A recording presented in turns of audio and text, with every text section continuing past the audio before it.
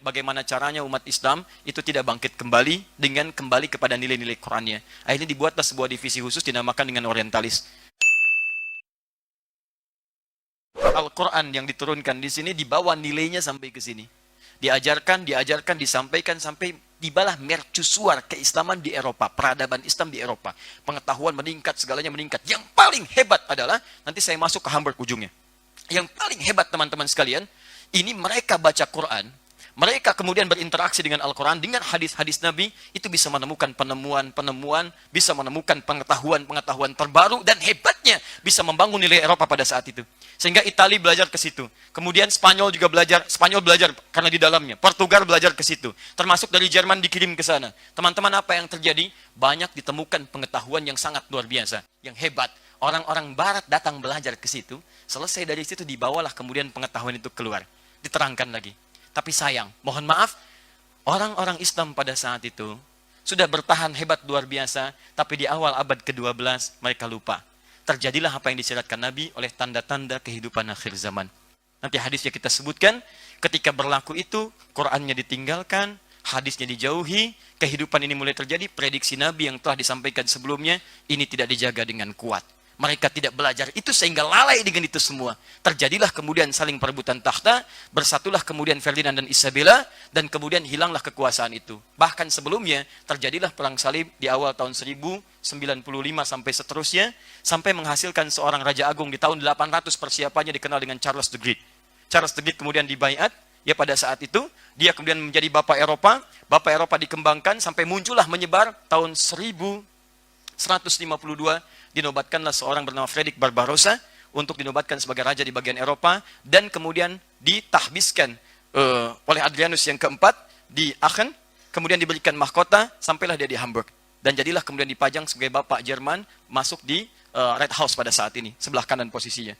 Tahun 1155, dia datang ke Italia, meluaskan wilayahnya untuk ekspansi, dan dikenal dengan si janggut merah. Luar biasa. Dan berjanggut pada saat itu, nggak ada masalah. Nggak ada hubungan dengan teroris dan sebagainya. Itu ya, Bapak Jerman itu berjanggut. Ya, dan sekarang banyak yang berjanggut, nggak ada masalah. Lionel Messi berjanggut. Dan ketika dia berjanggut, banyak memasukkan golnya. Luar biasa ya. Jadi rupanya janggut berkorelasi dengan peningkatan kejeniusan mencetak gol. Sergio Ramos berjanggut. Sejak dia berjanggut, semakin pede dia men-tackle orang lain. Ya, Muhammad Salah berjanggut. Dia nggak ada masalah. Gitu ya. Halo. Ini kembali. Nah, maksud saya, ketika ini selesai, terjadi tahun perjanjian Tordesillas tahun 1492, dibagi dunia pada dua bagian oleh Paus Alexander yang ke-6, ya, kemudian Portugal dia mendapatkan bagian timur, Spanyol bagian barat, penyebar keduanya. Saat menyebar itulah teman-teman sekalian, fokus kepada tiga bagian utama. Mereka mengekspansi untuk mendapatkan glory kemenangan, mereka kemudian mencari suatu hal untuk didapatkan, gold, emas, rempah-rempah dan sebagainya, dan terakhir menyebarkan misi. Ditebarkanlah kemudian misi yang baru, menyebar kemudian berjauhan, dan terakhir bagaimana caranya umat Islam itu tidak bangkit kembali dengan kembali kepada nilai-nilai Qurannya. Akhirnya dibuatlah sebuah divisi khusus dinamakan dengan orientalis. Orientalis ini membuat kampus-kampus dari orang-orang yang pernah belajar sebelumnya kepada masa Islam. Ditempatkanlah di daerah-daerah sekutu itu. Ada yang kemudian di Paris, ada yang di Jerman, ada yang kemudian di Italia, ada sebagian tempat, sampai menyebar kemudian sekarang ada di Rusia, di Amerika, di Belanda, dan seterusnya. Anda tahu apa yang terjadi? Itu dimintakan supaya ini tetap maju, yang ini kemudian untuk menenggelamkan umat Islam sehingga dia tidak sadar kembali dengan nilai-nilai Al-Quran yang telah diajarkan, termasuk akhir kehidupan akhir zaman. Dan saat Anda masuk ke Red House itu, Anda akan melihat 20 patung terdiri dari koalisi yang pernah menampilkan nilai sejarah ini. Disitulah kemudian Anda bisa melihat bagaimana pasukan yang dipimpin oleh tadi, Barbarossanya, samping kanannya Anda melihat misinya, samping kesananya lagi Anda melihat orientalisnya. Dari situ kemudian dibuat kampus-kampus, termasuk Uni Hamburg dan sebagainya dengan bagian dari turunan-turunan fakultasnya. Maka jangan heran kalau Anda di Eropa menemukan orientalis. Kalau pemikirannya masuk ke situ, kalau ada misi yang sangat kuat, itu tidak ada masalah. Kita jangan mengeluhkan dan mencela itu, karena memang itu yang mereka telah lakukan dan mereka telah rencanakan.